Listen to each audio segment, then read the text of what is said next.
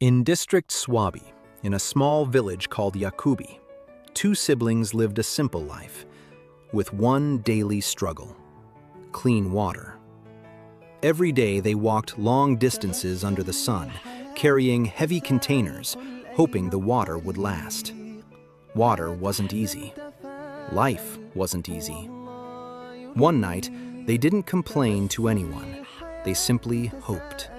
They trusted that somehow things would change. And then, one morning, everything felt different. Clean water arrived, right where it was needed most.